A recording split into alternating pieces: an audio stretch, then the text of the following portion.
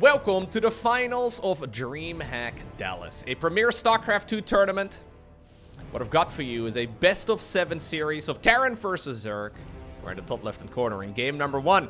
We have the man from South Korea, who many consider to be the greatest StarCraft 2 player of all time. We're looking at Maru's main command center.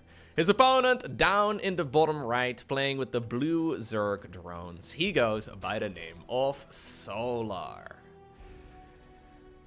Now, Solar is always good, right? Not a particularly spicy player, but somebody who's very good at fundamental StarCraft. Like, he's extremely good at the basics, and he's not afraid to go ahead and mix it up.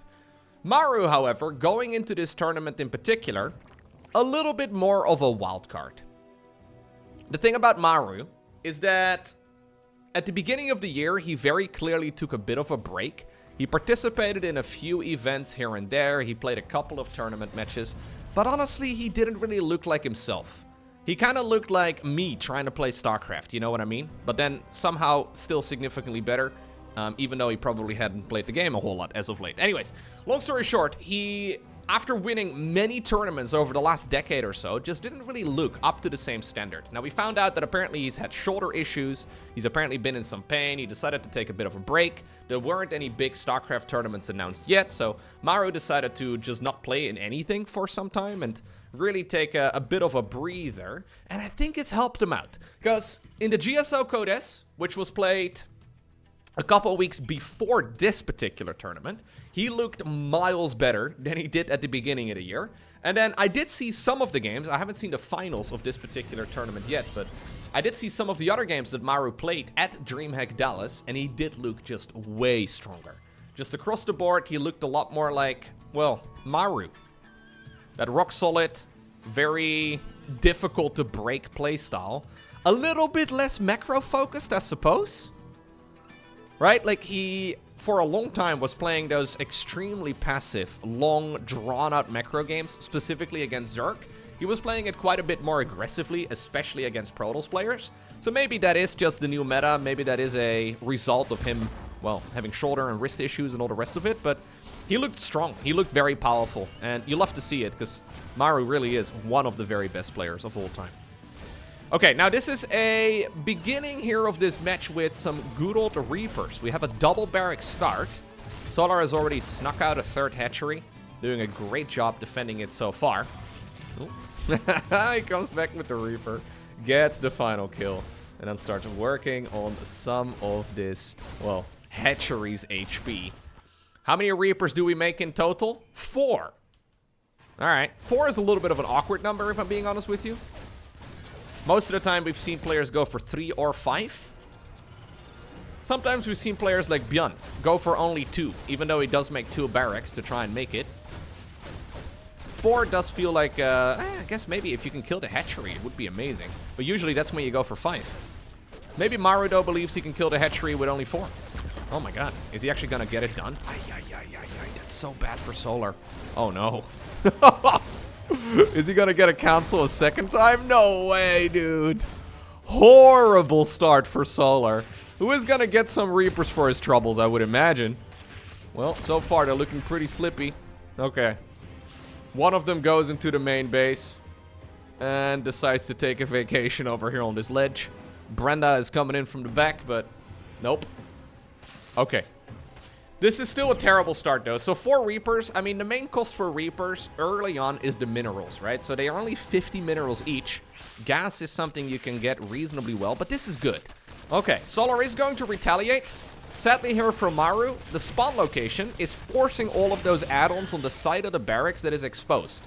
So sniping the Stimpeg research there is awesome.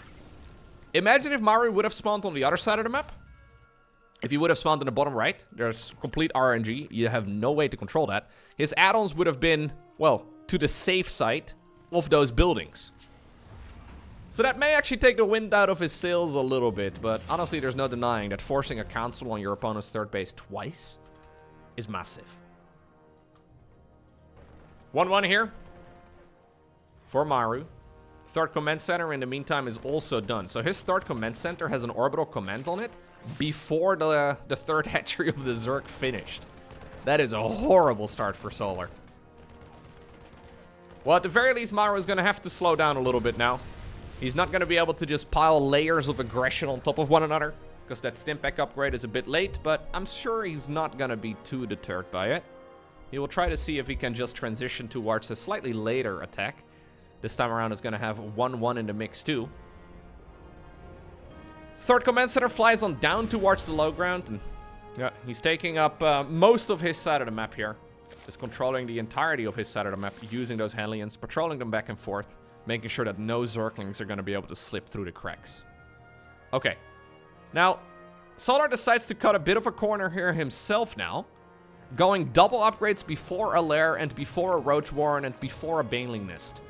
So, Solar, yeah, he could be in a world of trouble if the opponent decides to go for an attack, because a lot of the timing attacks for Terran, at least when you play against a top-level Terran like Maru, they can micro against, well, slow Banelings with relative ease, even on creep.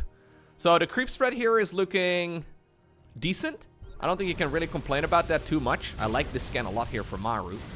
Now he decides to move out with some of those troops as well. No combat shields, so at least that's something, but it'll just be Queens and a couple of Zerglings here. No upgrades on them, even though he's researching them. They're not done yet. Maybe slow Banelings and all that, but this is not going to be an easy defense here whatsoever. I love that we have an armory already too. Hellbats are going to be tough. Stimpack gets revealed here as well. Okay. This is a critical defense for Solar. He needs to hold on. Now, Banelings are here. There's a lot of them, by the way. That is a ton of Banelings that were produced. In the meantime, we have a Zergling counterattack. I actually believe that if Maru just sees these Banes, which he has at this point, he's going to be able to put one and one together and realize that this is an extremely late lair, and he's just put so much time into defending this particular push that he doesn't really need to do anything. Nope. Just let him sit on those slow Banelings. He made like, I don't know, 20 of them. I don't believe you really have to be aggressive anymore. Zerg is slowly eating themselves up here. At least that defense was good enough, though, for the Zerg. And at least he didn't really take any critical damage there. Additional barracks now coming up. +2/+2, of course, was already going up, too. Combat shields pretty late now. Mostly because that first upgrade got sniped. But all of the Marines found a little combat shield somewhere in their Marine suit. I don't know where they keep it, man. But apparently they've had it with them the entire time. Ha! Sick prank. Could have had +10 HP this whole time. Woo! Nice snatch there by Maru. Picks up the weakened units. Okay. Solar, though, is stabilizing. We're going into an infestation pit.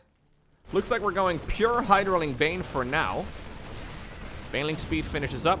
Super duper late, but he's managed to get away with it, right? And he's got 2/2 now coming up as well. Quite a few of the Korean Zergs, it seems, specifically Shin, have been very fond of playing Ultras. This is the type of game where you can definitely go Hydraling Bane into Ultra. Although, those games where we have seen Ultras, I mean, they were already out at the 8.5 minute mark. Like, Ultras were already here. Okay. Yeah, I quite like this instead. Going into a Lurker Den makes a lot of sense. Despite having the quick armor upgrades, Lurkers are still likely to be the preferred choice. Nice snipes here on 2 Banelings as well. Loses 1 Marine in the process, but... Okay. Now, this is a very committed push, though, from Maru. So what Maru's got here is 3 command centers and 8 barracks. Usually, we see a 4th command center, and then we see the Terran round up to 8 barracks. This is 8 barracks before the 4th CC, meaning that he needs to deal significant amounts of damage. He slowed down his own economy a lot, and he needs to justify it. Killing the 5th hatchery is a start. I don't think it's enough. Lurkers are coming, and Lurkers are phenomenal. Big Zergling counterattack. Nicely done here by Solar. Gonna slow everything down. Looks like Maru is gonna settle for that kill. Yeah, and he does decide to build a 5th base, or a 4th base, rather, on the back of this right now. Vipers on the production tab too. Ooh. Okay. Man. Solar is hanging on by a thread.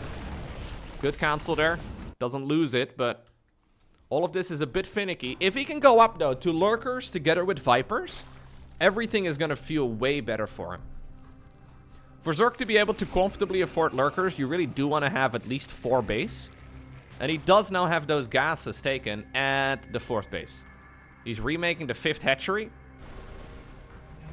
Maru, though, not yet letting his foot off the gas. Decides to double expand on the back of this. I would love to see a Ghost Academy in a moment, too. Maybe bump up the Liberator play. Where's the Lurkers? Where are they? We have 5. Oh, okay, they're protecting the right side of the map. Looks like there was a little bit of an attack right over here. Medevac drop heads on over towards the main base, too. This hatchery is still low. Big move, though. Nicely done here by Solar. Blinding Clouds shut this down. What about attacking the main base? Lurker's still not really in a spot where they can be too useful. Oh, Lurker then gets sniped.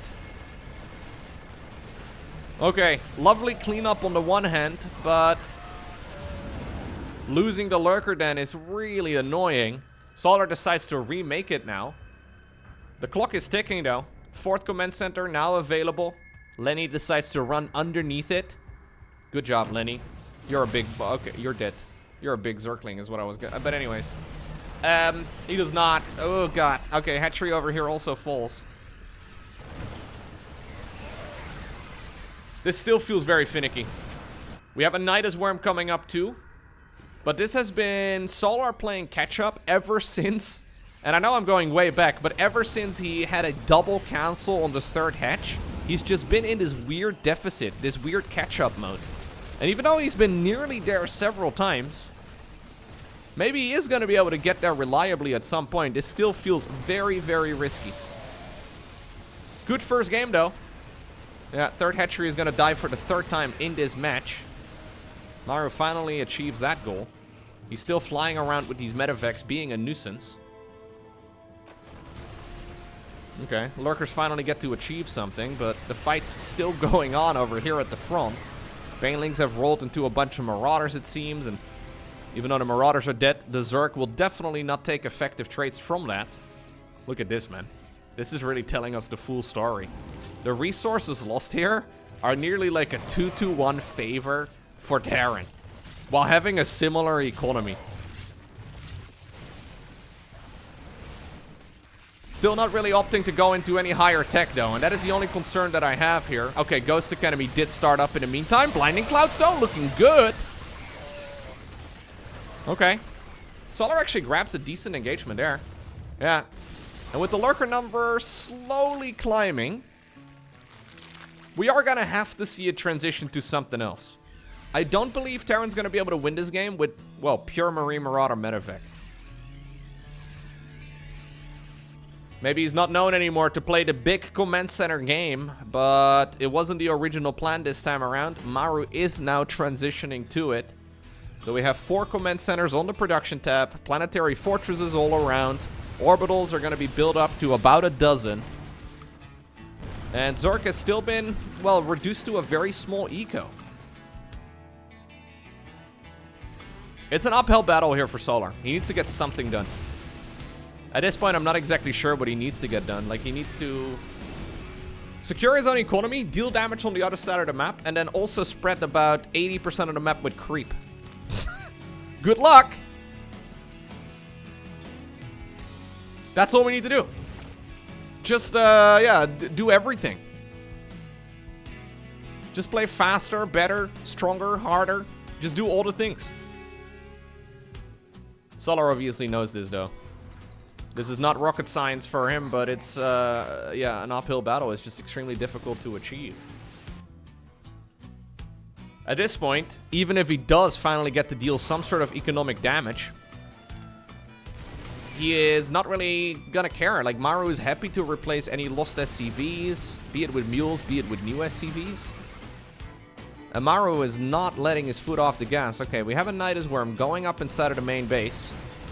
3rd hatchery is dying for the 4th time in this particular match. No creep spread to really give him the heads up. We have a Ghost coming up too. Even though Terran players across the world have been a little allergic switching to Ghosts over the last half year, they're still a phenomenal unit, of course.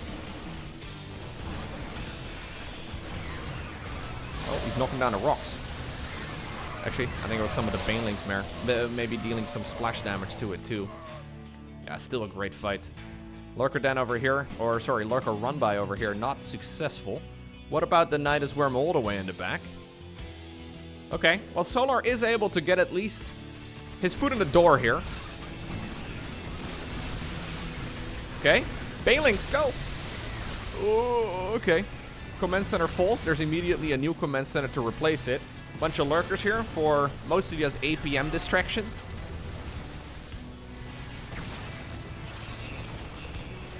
Yeah. Okay, well, nice effort, though, by Solar. Like, the fact that he's still in this is honestly very impressive all on his own. And he is breaking through some of the command centers with the absolute smallest army that is capable of doing so. Another command center falls.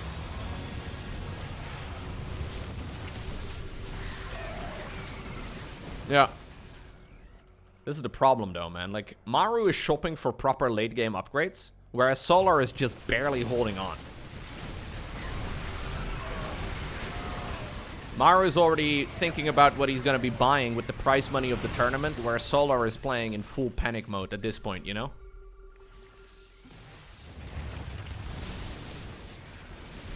Nice attempt here, once more. There are some ghosts in the mix now, so snipes, of course, are going to be phenomenal. Maru really hates this expansion, by the way. Like, this base has died more so than anything else. This is like the 5th reincarnation of this hatch, man. Ay, ay, ay. He's playing hatchery whack-a-mole. Every time he kills it, a new one appears, but he doesn't care. Boom.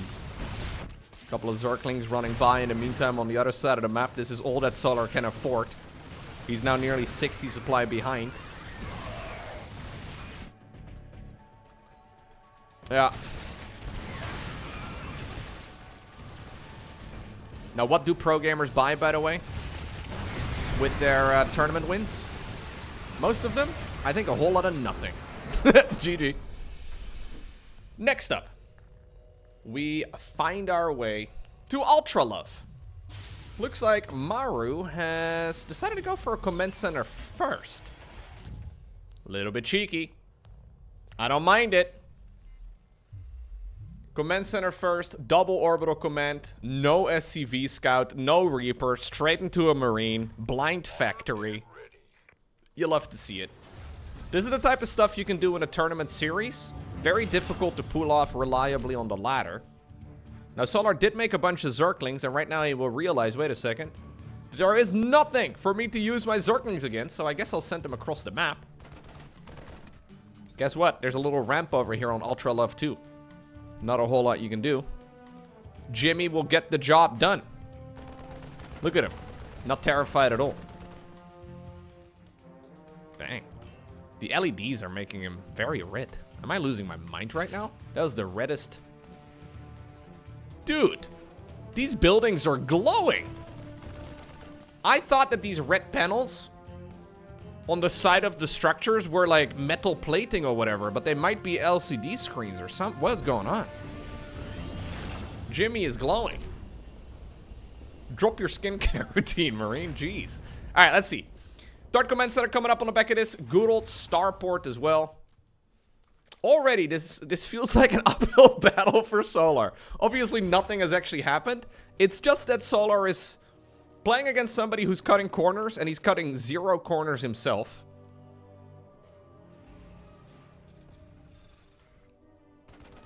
He's going to scout here, sees the timing of the third.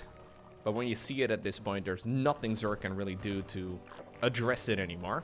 So what he is going to do is probably just make non-stop drones and maybe a couple more queens. We really need more creep over here, Solar. Hellions are coming out 2 at a time, although 1 at a time for now. Look at this. My little overlay doesn't even know how to deal with this. It's one of the funniest bugs in the observer interface. When there is a reactor on a building and only one thing gets made at a time, the overlay bugs out. Because it's so weird, we rarely see it. Stimpek. Roach Warren. Okay. I quite like Roach Warren openers. I think in general they're strong. Mostly because they seem to prevent the Zerg player from losing to anything, right? So a lot of the early game, assuming you control everything well, is defended with Roaches. It's just that Roaches rarely actually win the match by themselves. We see it every once in a while. Most of the time, though, Roaches are very much so a stepping stone to something a little bit better. Yeah, don't tell the Roaches that. They believe they have a very important job and that they will carry the Zerg to victory. But ultimately, the goal right here is for all the Roaches to be replaced. Yeah, it's a little bit sad. But it's nice for not dying to stupid stuff. So if you find yourself dying to a lot of stupid stuff in a game of StarCraft, maybe consider making Roaches. Banshee gets pushed away here. Spore Crawler's in good positions. Lara's just about to finish. We have the missile research, okay, so could be into lurkers again. Could still actually go into, like, for example, what we've seen Shin go for again, right? We could still go into, like, the infestation pit into an Ultra Cavern. Technically possible. But Maru gets to macro, and that is one of the things that Maru likes to do. Overseer Scout over here confirms what's going on, but also doesn't really show anything that Solar can really do about it. Yeah, he's gonna lose the Overseer for his troubles as well, it looks like. It falls to the bottom of Ultra Love. Ultra Love is actually such a nice map. I like Ultra Love. It also looks very pretty. My only criticism of Ultra Love is that I would have loved to somehow... I don't know if this is possible in the StarCraft files, like if you make maps, but I would have loved to see the LED strips that are going around the bases. I would have loved to see those correspond to whoever expended there. That would be really cool. Maybe they're like gray at the start of the game, but then, you know, when you actually expend there, when like a base lands in the perfect spot, the LEDs turn on. Is that possible? I don't know if that's possible. That would be really cool. Anyway. Laris coming up. Baneling Nest also coming up. We do not have a Hydralisk's Den, as far as I can tell. So this could actually be Solar making a switch towards Ultras.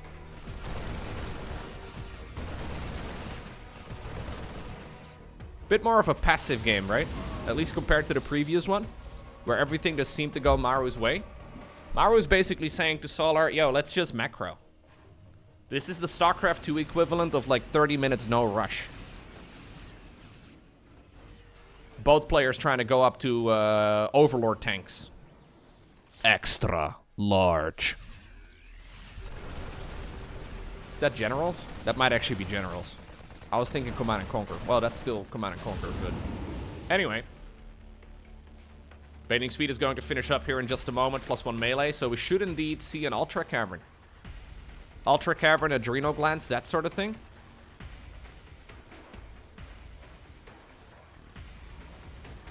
+2/+2 here for the Zerg. Concussive Shells coming up as well for the Terran. Actually, 2/2 right here for the Terran, rather. +2/+1 for the Zerg, and then the Ultra Cavern. It's funny, so... We've seen a bunch of players do a similar build, and pretty much all of them prioritize the Ultra play. So... Solar decides to mix it up and rush out a couple of Vipers instead. Curious how that works out. It looks like Maru, though, is finally ready for a big push. So this is effectively a maxed out Terran army with the 2/2 research.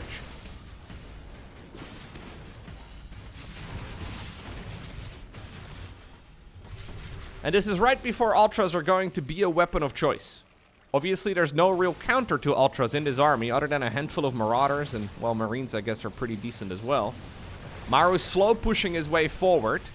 He's already pre-spreading the creep, or the siege tanks, rather, on creep, to make sure that blinding clouds are not going to be a gigantic problem. Chitinous plating coming up. Solar would love to reinforce this army, but here we go. He decides to pull the trigger right now. Does still get some really good blinding clouds off. Banelings are looking for any target that they could run into. I love the fact that the Marauder right there ran forward. Maru makes these units look so freaking strong, dude. Targets fires down that one Baneling there as well. Did he just straight up win? Did Maru just straight up win? Yeah, just macro, bro. You struggle just like macro really well and then micro really well. It's easy. GG. So, Maru basically cut about 4 corners in the early game, right? No scouting, so no resources lost on that. No frivolous unit production, none of that. No timing attacks before maxing out, none of that. We cut a lot of corners. We made up a lot of economy, and then he decided to go for an all-out assault at 2-2 with pretty much perfect execution. So, we get an extremely greedy Terran. And then, with pretty much flawless macro and micro, that attack was practically unstoppable. I don't think Solar really could have taken a better fight.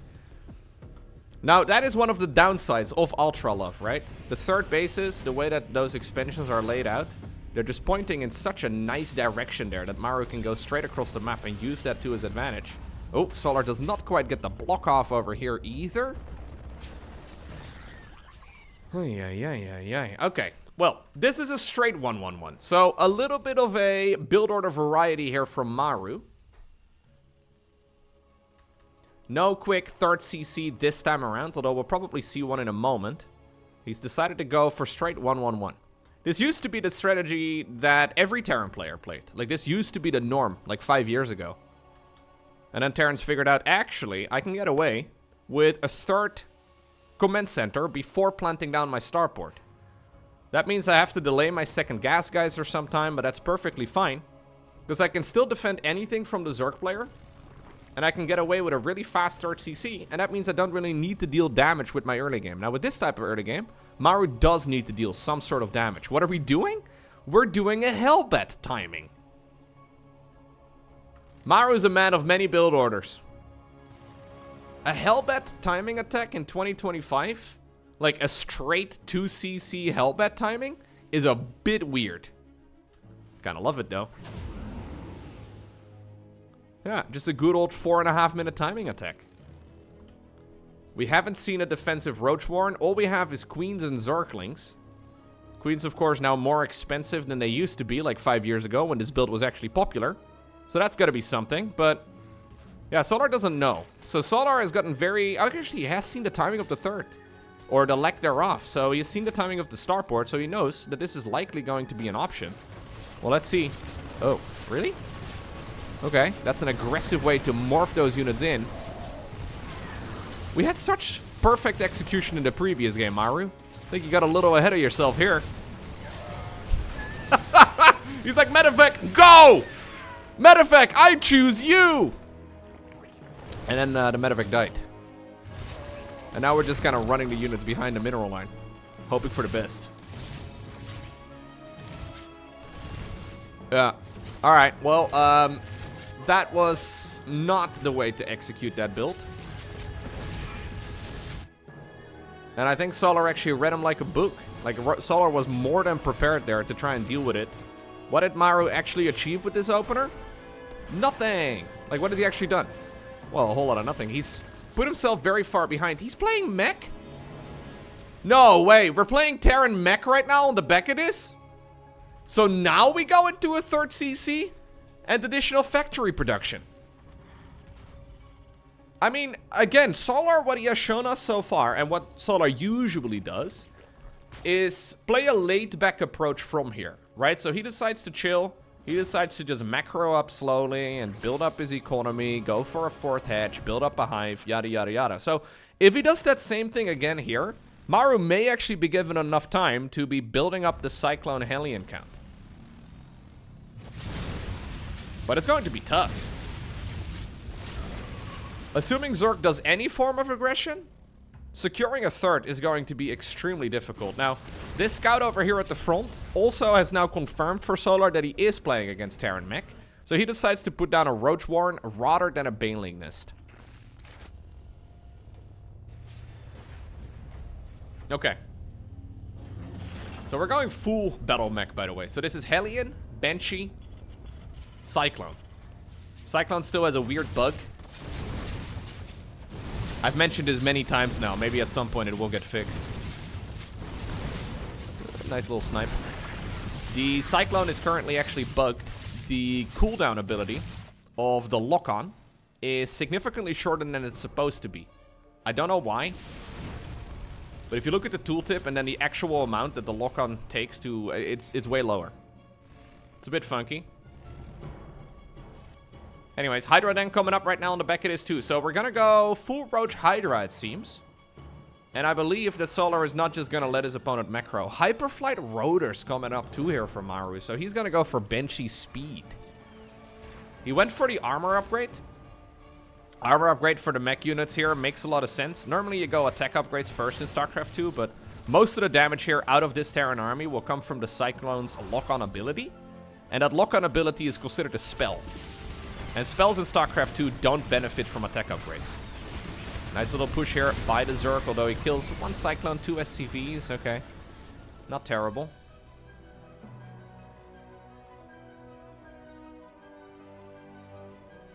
It's a weird bug, though, that was recently introduced into the game, as far as I'm aware. Then again, maybe it's intentional, you know? I keep thinking of the most recent balance patch, where they fixed a bug on the Brute Lord, and then they decided to revert the bug fix. Which just... Sorry, I just keep giggling when I think about it, because they literally wrote in the balance report, we decided to revert the bug fix. There's programmers out there that are screaming at their monitors right now. Well, we do have a little bit of aggression. Banshee's trying to move in. And they get quite a bit of work done, too. 16 drones have gone down. And it looks like we're maybe going to also settle for an extractor if possible. There's no detector nearby. Overseer finally decides to join the fray. This was a really bad beginning, though, for Maru. And it's going to be difficult for him to really get the job done. I'm a bit afraid for this Terran player, especially when Zerg finally goes across the map. Solar is giving him a ton of wiggle room, though. That does, of course, mean that he can, well, potentially greed his way out of this. 4th Command Center is nice and quick. Look at this guy. That guy is driving backwards. Eyes on the road, bro. Okay, there we go. He's probably on his phone. Yeah, he was definitely on his phone. Okay. Scans over here.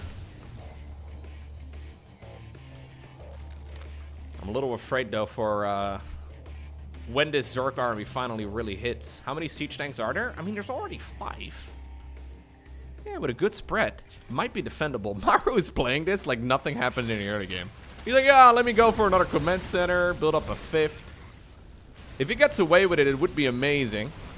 But now it is Solar's time to strike. And he does have a lot of units. He does have an awful lot of army. Roach Ravager, Zergling, Hydra. Trying to break his way through everything right now. He could have gone into Brute Lords. He could have gone into Vipers. He could have gone into Swarm Hosts. We decide to go for the more conventional approach here. Slowly containing the Terran player on 3 bases. And we're now at the 10-minute mark. And 10 minutes into the game generally means that the main base is going to start running low. Especially for Terran players. Mules are nice, but they also mine minerals real quick. Yeah. Solar does a very nice 69 drone push. That's exactly what he needed. After the Cyclones, the Hellions, the Banshees were done harassing. I was a little afraid for a secondary. Was going to give his opponent too much time. But Solar, he does get a point on the board. Okay, next up, we find ourselves on the map Pylon. So far, we've got ourselves a nice command center on the low ground very early once again. We once more go into a blind marine, and we have once again skipped the SCV scout. Command center upgrade complete. Maru is a greedy boy, and he's been able to get away with it.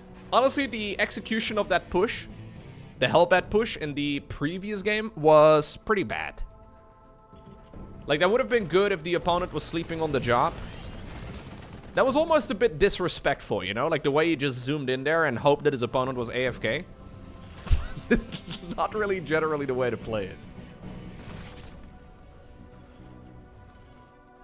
But Solar has been able to deal damage in the early game to his opponent, but he's just not really feeling like taking any risks. Most of the Korean Zergs play pretty wild StarCraft 2. Solar is pretty conventional, actually. Like, he doesn't really play anything too weird. Like, he mixes it up every once in a while, but if I could make any criticism here of Solar, I would love to see him play just a little bit more wild and wacky from time to time, because his opponents are starting to exploit it. Okay. Like, for example, this. A Roach Warren is going to be planted at about 325. Drones have been put back into the gas geyser. This extractor has been placed down too. This is going to be a very committed roach attack. I'm hoping we're going to see roaches and then like 3 ravagers and then a big Zergling flood on the back of it. I can imagine at the very least that will be Solar's weapon of choice. Because again, there is nothing here for Maru to actually scout with. Now, Maru has decided to go blind Banshees, which does certainly make the defense easier, and this has now been scouted as well by Solar. So I wonder if Solar is actually going to flood the map with Zerglings, or if he's just going to settle with Roaches instead. But I think something like this is good. Yeah, Maru's very experienced with it too, right? So Maru obviously does have an awful lot of units. You should probably make a bunker, but he doesn't know.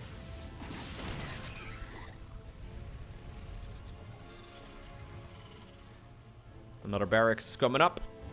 2 more of them. Stimpack is not going to be done in time. I can tell you that much. Roaches are taking the long way around. So the idea is to make sure that this is completely unscouted. Maru is scouting right now with the Banshee. Oh, he sees 1 roach. He sees 1 roach. The majority of the roaches have already made their way across. Now the Zerglings are joining in too. Hellions not sleeping on the job.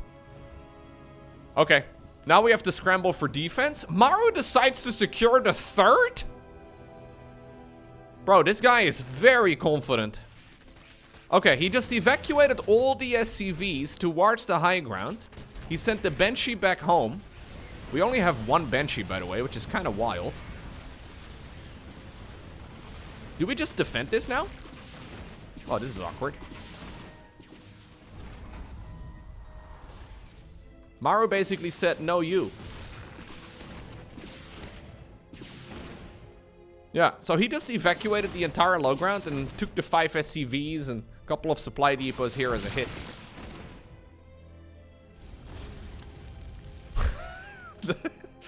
That one, he made it look so easy. That was some of the cleanest defense against a roach push like that I've ever seen. He just saw the heads up of the push. Didn't lose any important units in the process. Evacuated everything up to the high ground. And even landed the 3rd base during all of this.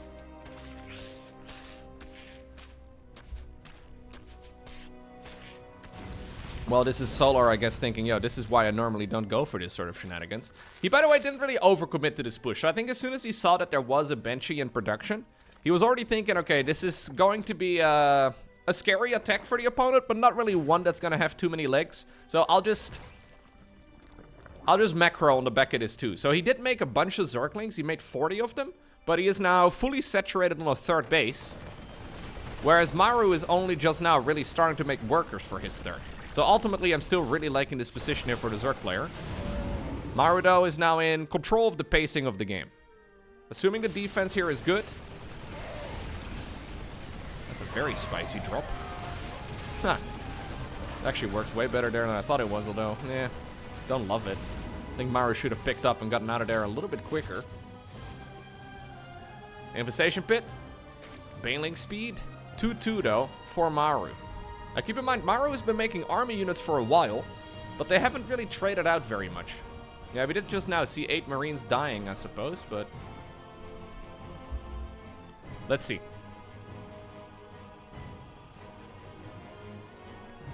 Roach speed, Baneling speed.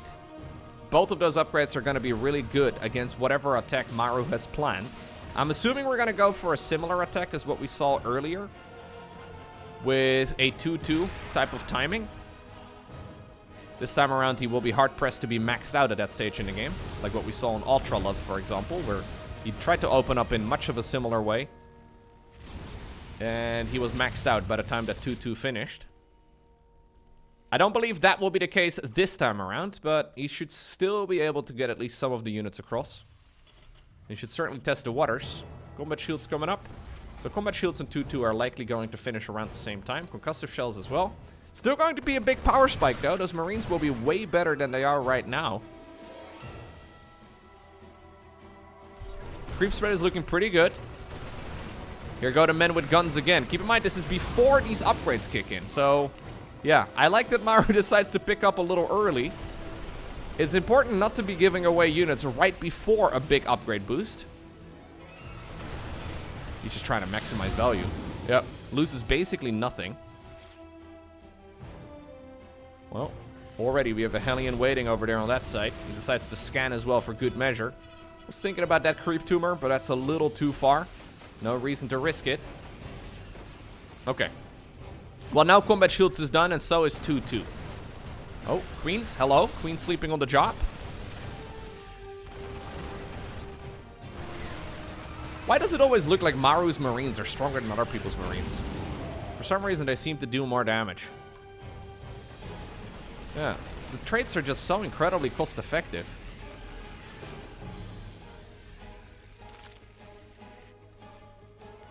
+3/+3 coming up here. He's going to try and make the units even better. First big attack, though, from the Terran player is going to take place right about right now. We do have Vipers, so we should once more see an attempt at least at Blinding Clouds. But the 4th hatch is already in a world of trouble. Big counterattack in the meantime, though. I don't mind the counterattack here at all. 13 SCVs have died, and maybe a lot more are going to pay the price. Maru decides to lock the gates in front of their faces. Where's those Vipers, though? Okay, they're with the army, and they do have energy. The walls have fallen. Reinforcing Terran units, though, are popping out of the barracks inside of the main base. And Maru is not returning home to save his expansions. He is looking to force, the army back home by sending in the reinforcing units instead. Drones are playing follow the leader behind the mineral line. Well, soon there won't be a hatchery anyways to return resources to. Blinding Clouds do disable some of the siege tanks. A bunch of the lings are going around the site. Still, though, dude, Maru on creep? Normally, Terran players back off when they're on creep, but Maru's like, no, let me actually go forward. Alrighty, and that takes us to Tokamak, which will be match point right here for Maru. He's got a whole lot of match points, actually. So he's got a bit of wiggle room. How do we use our first match point? Well, we go back to the strategy that started this finals. How many Reapers do we make? 4. We once more go for 4. Okay. Let's see. Well, in the first game of this series, we did see the Reapers killing the hatch twice. That was honestly pretty bad. That was on Maganatha. It takes a long time, dude. These guys are not made to be taking down structures, but... Once upon a time, they had a specific anti-structure attack where they threw grenades at structures and it just dealt so much damage with every single auto attack. Obviously, the grenade is now an activated ability. A little bit different. Metabolic Boost is seconds away from finishing now. Nah, it's dead. Yeah. No, not again, dude. Not again. Okay. Good. Now he got the job done. That's what Solar hoped to do in the first game. Reapers and Wings of Liberty were crazy powerful. Not as cool anymore these days, but you can produce them way easier. They used to actually require a barracks with a tech lab on it. Kind of like a Marauder. Anyway. The one advantage, of course, that Solar did get in the previous games, right? So in the first game of this series, where he did lose the hatchery twice, was that he could at least snipe the Stimpack upgrade right at the very beginning of the game. This time around, the tech lab is laughing in his face. Not really anything he can do. Third Command Center already done here for Maru. Still a very successful start, by the way, here for the Terran. I don't think you can really complain here. He's opened up pretty aggressively. Again, he's going to be able to finish up his orbital command before the Zerg finishes up their third hatch. You know that Zerg is only going to be capable of doing so much at this point in time because of the, well, third hatch being so late, you just don't have a lot of options. Maybe Zerg could have gone into a lair. You didn't confirm that, but it's very unlikely. This is the start that Maru is basically hoping for when he plays this opener. In the first game, he basically got, you know, all of that done and then some. This is a more reasonable beginning. At least for the Zerg, but still not the one you really would like to see. Double Evo Chamber together with a lair. Baneling Nest is already here, so we'll probably see upgrades and then good old Baneling speed again in a moment. Yeah, so far I feel like this entire series is mostly just Solar getting hit in the face. Okay, this is what you want to play today, Terran? Oh, okay. No, you want to play that strategy? Okay, no, sure, you can play that strategy if you want to. Like, the only game win that he's had so far is when Maru decided to do the YOLO drop of a lifetime. Which was a bit silly, admittedly, and I'm sure he would agree with that. But other than that, it's just been Maru completely in the driver's seat of this series.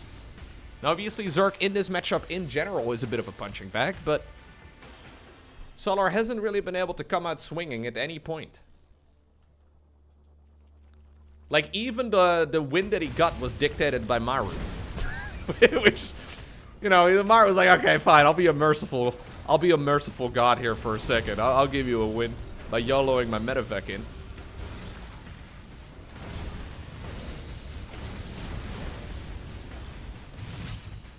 What exactly does Serral do differently in this matchup than Solar, right? Like, Solar plays a pretty, at least familiar style to what Serral does, but Serral always seems to come out in a slightly better spot.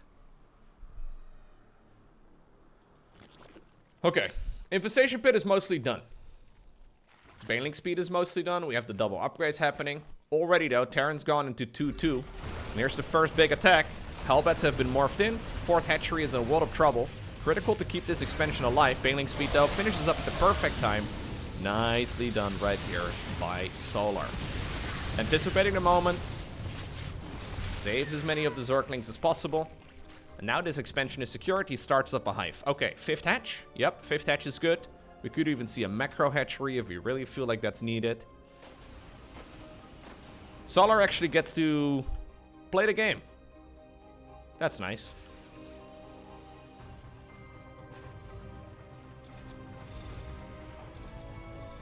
This is Barracks 6, 7, and 8 before a fourth command center. So even though this hasn't really been the flying start that Maru's been hoping for, I mean, it's been okay. This is now when we decide to go into an 8-Rex all-in. Makes me wonder if, like, his wrists are hurting or, like, if he's in pain or something. Because this is basically him trying to get this series over with. I don't think strategically it's the best play. But maybe exactly because of that, it's something that Solar is not going to expect. And therefore, it is actually strategically a great play.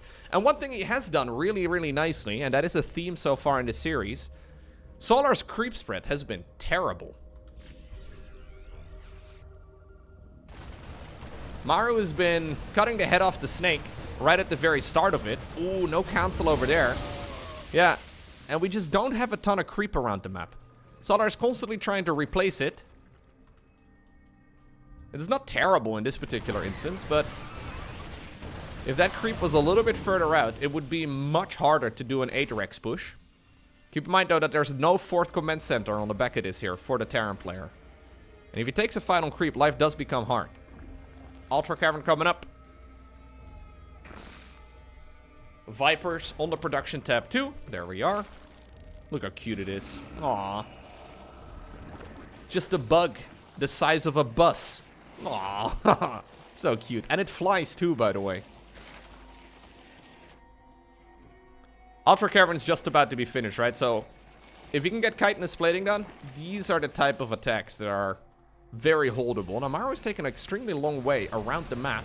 And again, we have a fourth command center on the back of this.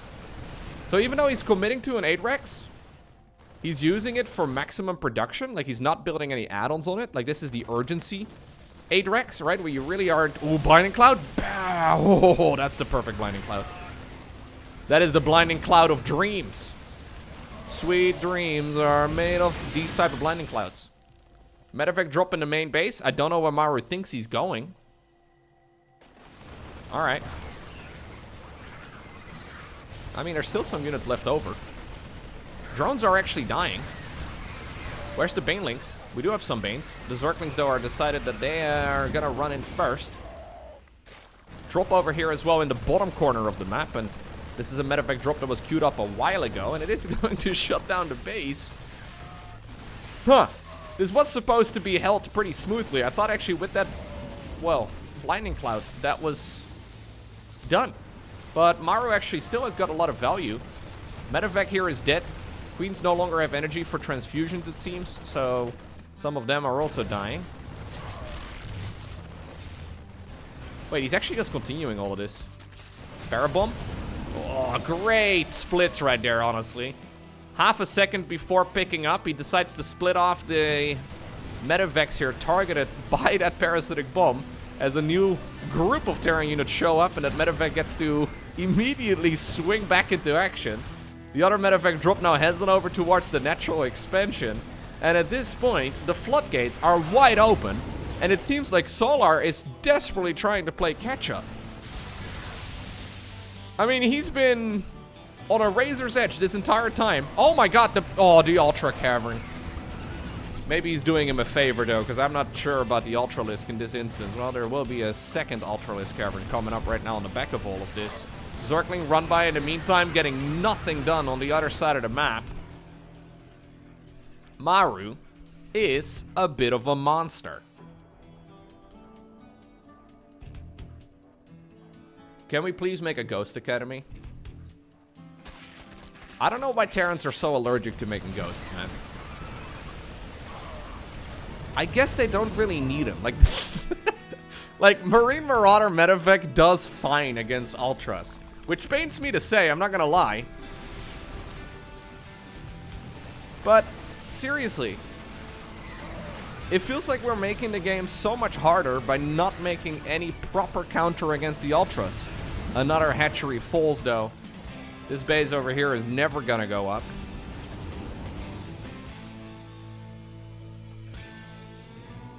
Yeah, there's no Hydras in the mix, right? So these medevacs are basically not dying. Here we go again. He doesn't even build a Ghost Academy. Like, you could go second starport, you could... Oh, dude, Maru is brutal. Solar's like, I have tier 3 units, you have Marines! You made a Marine at like minute 2, I've been rushing up to Ultras! Poor guy just not achieving anything.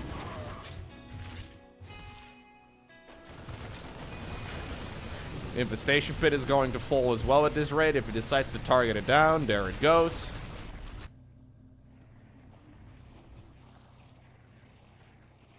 Yeah, Marines are pretty good units. I'm not gonna lie. I think they're alright. Finally, it seems like Solar is achieving something. But look at the supply count.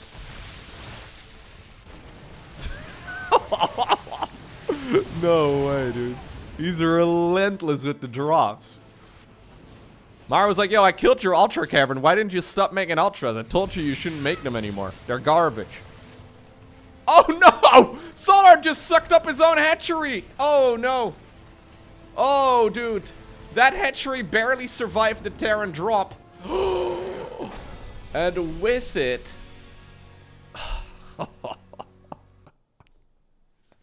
With it, Maru obtains the victory. My god. That must have been a painful game right there for Solar. Especially because he did have the perfect blinding clouds right there on those siege tanks, and he shut them down pretty quickly. Ultimately, though, there can only be one winner.